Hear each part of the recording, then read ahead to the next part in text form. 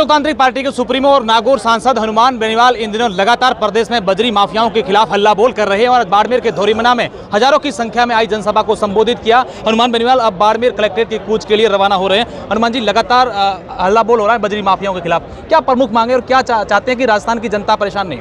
देखिए, हम चाहते हैं कि रात कैंप, मुख्यमंत्री रात कैंप खोल रहे हैं, चुनावी जुमला है, बीजेपी बोल नहीं रही है।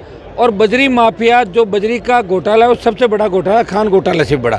हम इसमें ईडी की एंट्री चाहते हैं। जिस तरह पेपर लीक के मामले में ईडी आई है, बजरी के मामले में ईडी आए, ये जितने भी नकाब लोगों के उस सब नकाब हट जाएंगे चेहरे से। कौन कौन भ्रष्टाचारी है, कौन वसुंधरा जी का आदमी है, कौन अशोक गहलोत का आदमी है, कौन उनका नज़दीकी है, क्योंकि बजरी का बहुत बड़ा खेल है, लाखों करोड़ का खेल है बजरी का। इसमें ईडी की एंट्री जल्दी हम करवा देंगे। ईडी दफ्तर का घेराव करेंगे हम जयपुर के अंदर। टोंक गड़साना की रैली के बाद जयपुर के अंदर हम घेराव करेंगे। और हमारी मुख्य मांग है कि बजरी 50-100 रुपये टन दी जाए। और सबसे बड़ी है कि जिनके खेतों में बजरी निकलती है उनको आप माइंस तो ना वहाँ लीज क्यों नहीं दे रहे हो? जिस तरह जिप्सम की लीज दी है, China clay, gypsum, sand stone, आपका लाइम स्टोन, ये लीजें सरकार को देनी चाहिए, तभी तो लोगों की आर्थिक स्थिति बढ़ेगी। कैसे बढ़ेगी बताओ मुझे? आप आर्थिक स्थिति बढ़ाने की बात कर रहे हो, रेत तक नहीं छोड़ रहे हो, बजरी नहीं छोड़ रहे हो, तो गरीब आदमी अपना घर बनाएगा वो कहाँ से देगा? और एनजीटी का एक नया आदेश आया कि ट्रक अगर पकड़ा जाए तो 5 लाख का जुर्माना, ट्रैक्टर पे शायद 2 लाख का जुर्माना कर दिया। ये तो अति हो गई। और अति के खिलाफ कौन बोलेगा? भाजपा को शासन करना है, सत्ता में आना है और कांग्रेस को मजे लेना है। गहलोत ये चाहते हैं कि वो जब तक रहे वो अंतिम रहे, उसके बाद कांग्रेस नहीं आए। हनुमान बेनीवाल के इस हल्ला बोल प्रदर्शन के खिलाफ चुरू से आपके खिलाफ विरोध हुआ है, उसके बाद बाड़मेर तक पहुंचा है, लगातार कर रहे हैं राजनीतिक समाज के चलते रहेंगे। ऐसा है कि आज़ादी के आंदोलन के अंदर भी लोगों ने लड़ाइयाँ लड़ी थी, ठीक है। कुछ लोग विरोध भी करेंगे जो इस बात को समझ नहीं पा रहे हैं। ये कोई समाज के खिलाफ आंदोलन थोड़ा ही है। आप ये बताएं, मैं टोल मुक्त राजस्थान की बात करता हूँ, क्या टोल हर जाति को नहीं देना पड़ता? क्या हमारी जाति को देना पड़ रहा है? दूसरे लोग लड़ नहीं रहे हैं, समता नहीं लड़ने की। हनुमान बेनीवाल को सारी लड़ाइयाँ लड़नी पड़ रही है, हर जाति की लड़ाई लड़नी पड़ रही है। बजरी के बाद स्टेट हाईवे टोल मुक्त, फ्री बिजली, मजबूत लोकायुक्त, सारी लड़ाइयाँ एक से एक करेंगे। विरोध प्रदर्शन लोकतंत्र के अंदर चलते रहते हैं और चलने भी चाहिए, लेकिन जातीय जहर के अंदर मेरे खिलाफ जो आरोप लगवा रहे हैं उसमें भाजपा और कांग्रेस के बड़े नेताओं के इशारे पे ये वीडियो वायरल। मैं जानता हूँ उन सब लोगों को और उनको पता है कि ईडी की एंट्री उनके घरों तक होगी, इसलिए वो खलबली मच गई उन लोगों का। सर, अभी आपने अपने संबोधन में कहा कि गहलोत और जो वसुंधरा है वो मिली भगत, किस तरीके से और क्या?